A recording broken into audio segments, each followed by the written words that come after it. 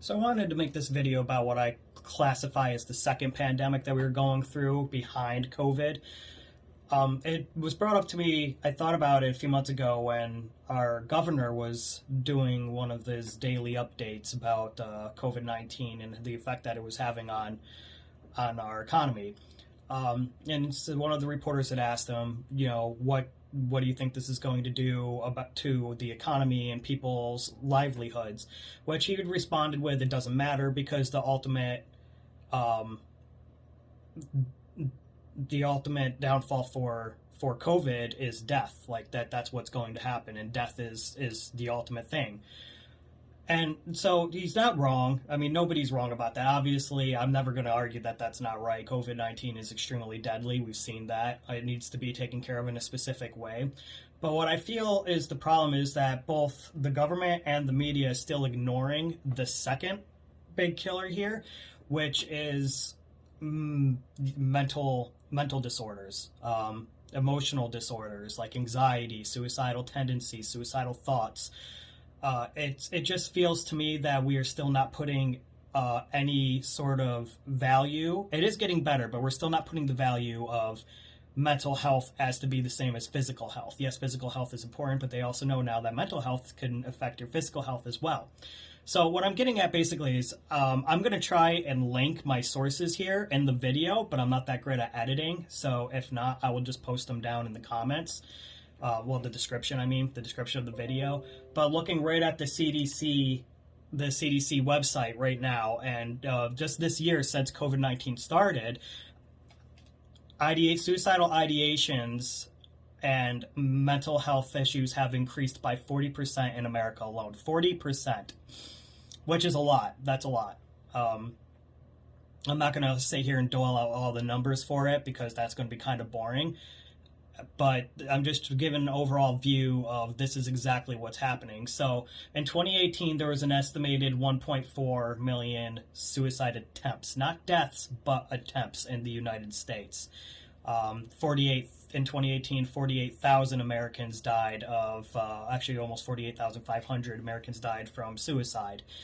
And it is very obvious that the shutdown, losing your jobs, the uncertainty of what's going to happen, obviously is going to have a huge increase in the mental toll of American citizens, or citizens all over the world. I'm just keeping the scope of where I live right now in America, but it's all over the world. I can pull up more information on that too. But yeah, so 40% increase on that. Now, of course, that 1.4 million suicide attempts still does not touch even close to the 19 million cases of COVID-19 that have hit America so far, 332,000 deaths. But does that mean we should ignore it completely? I don't think it does. I know from plenty of people, including myself, that the ideation of suicide has increased a lot, including in myself. When I was a teenager, I had very suicidal thoughts, and I got over them as I got older. But this past year has been so bad that they've definitely crept in with, going through a divorce, losing my job to COVID. I found my best friend dead in his backyard a few months back, and because of things like that, the thought of, is it even really worth doing all this, or should I just end it now, has definitely popped into my mind a lot. I'm not in that situation anymore. I'm back to work. I'm happy. I'm doing my rescue stuff with the cats and dogs again. And I turned it around. But just knowing that I went through that, and I see it everywhere too. I watch a lot of, since COVID started, I spent a lot of time watching like these online personalities and YouTubers and Twitch streamers and whatnot. And I've noticed a trend when I'm watching their videos where people comment down in the comment sections, "I have absolutely nothing going for me this year. I spend all my time at home watching you guys do your live videos because it feels like I'm a part of something and it's saving my life." And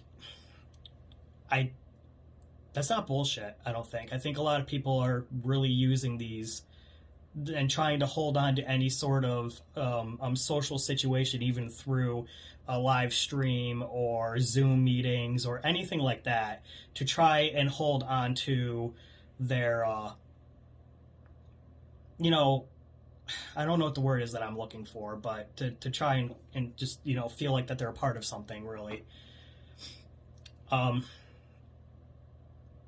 Again, I would never say that this is not nearly as important as the COVID deaths, but we do live in this kind of no man left behind kind of situation in America, so it should be reported equally as much, I feel. And I haven't heard anything until I personally came through and did my research. Um, with that being said, on my last note, while I'm looking at these numbers from the CDC, directly from the CDC, I find it funny. I live in New York, which has had some of the least amount of cases, but it has the highest deaths. Like, look at here. California is 2.13 million cases, but 24,000 deaths. And New York's 920K cases with 36, actually almost 37,000 deaths. I wonder what's going on with that. I wonder if it has something to do with the city. All I know is that New York, we're supposed to have some pretty bombing healthcare here. Back when the Ebola virus was going on, we were supposed to be one of the like sanctuary states to help and contain anybody who had the Ebola virus and treat them because our medical is way up there. So, I mean, I might research into that, but that's not the scope of this video.